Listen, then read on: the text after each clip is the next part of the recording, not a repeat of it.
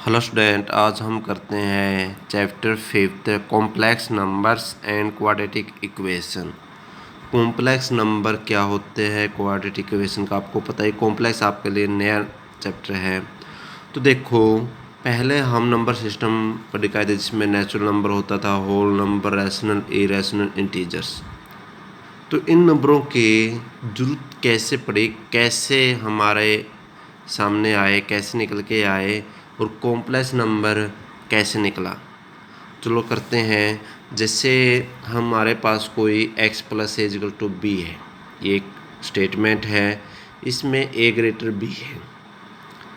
तो x is equal to ए उस side minus का, तो बड़े नंबर्स में से छोटा नंबर घटाएगा तो वो माइनस का आएगा, तो उसको बोला गया इंटीजर्स, प्लस के भी और माइनस के भी। तो इसलिए जो हमारे पास नेचुरल नंबर थे प्लस प्लस के थे, जब माइनस के आए तो उसको बोला गया इंटीजर्स।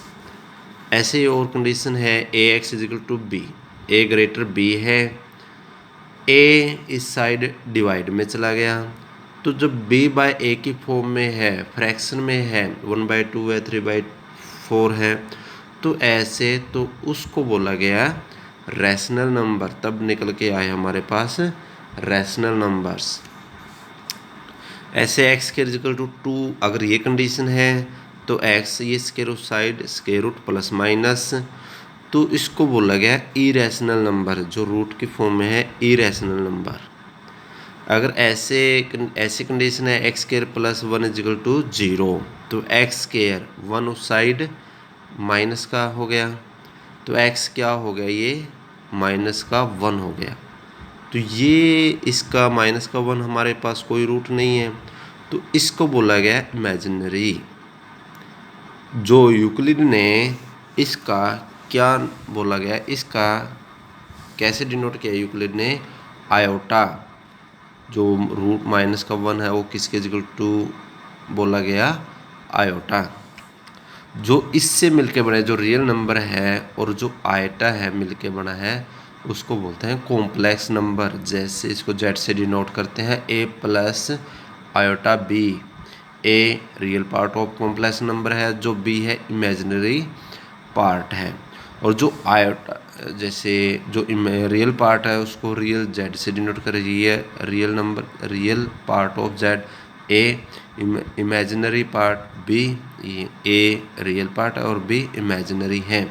और जो आयोटा है वो किसके इक्वल टू है, -1 के। तो अगर हम इसका स्क्वायर करेंगे तो आयोटा आयोटा, तो -1 कितना हो गया,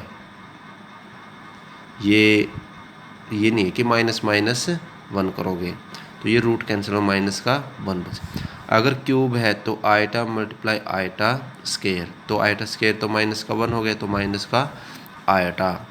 अगर आयटा की 4 है तो आयटा स्क्वायर, तो माइनस माइनस प्लस का 1। अगर आयटा की 5 है तो इसके फैक्टर हुए आयटा की 4 और आयोटा, तो आयटा की 4 1 हो गया, तो आयोटा और आयटा हो गया, आयटा किसके इक्वल टू, -1 के। तो जैसे अगर हम 1 लेके चलते हैं तो 1 को अगर हम 1 का रूट करें कोई फ़र्क नहीं पड़ता। अगर हम इसको ऐसे भी लिख सकते हैं 1 मल्टीप्लाई 1, ऐसे भी लिख सकते हैं -1 मल्टीप्लाई -1, क्योंकि माइनस माइनस प्लस। और इसको हम अलग भी लिख सकते हैं -1 मल्टीप्लाई माइनस का रूट, माइनस का 1 रूट क्या है, आयोटा है, ये भी आयोटा है, तो आयोटा आयोटा स्क्वायर की वैल्यू क्या आपके पास -1 है। तो क्या हम ये प्रूफ हो गया कि 1 इज इक्वल टू -1 है। ये तो कभी नहीं हमने आज तक नहीं किया, ना ही देखा है, ना सुना है कि जो 1 है वो -1 के इक्वल टू प्रूव हो गया। तो कहाँ दिक्कत आई है, ये कहाँ मिस्टेक हुई है, कौन सा फॉर्मूला हमने गलत लगाया है। देखो, हमारे पास एक थ्योरम होती थी कि root A multiply root B, तो रूट ए बी की मल्टीप्लाई होती है, जैसे हमने यहाँ की है -1 की मल्टीप्लाई। तो कब होती थी ये condition, if a and b at least one of the one of them non negative number, कि इनमें से कोई एक कम से कम एक नॉन नेगेटिव हो। जैसे √-2 मल्टीप्लाई √3, तो माइनस का 2 और 3 के मल्टीप्लाई √-6 हो गया।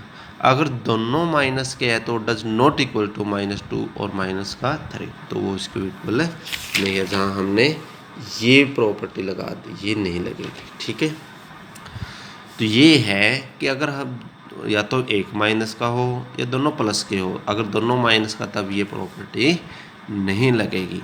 तो कॉम्प्लेक्स नंबर आपका निकल का आया है कि एक number of the form a + i b, कि अगर इसकी फॉर्म में है तो वह a and b are real numbers and i√-1 is called a complex number and is generally denoted z से डिनोट करते हैं। तो z a + i b। For example 5 + 12 i 2 + i√3। तो ये कॉम्प्लेक्स नंबर के एग्जाम्पल है। कॉम्प्लेक्स नंबर ऐसे लिखते हैं।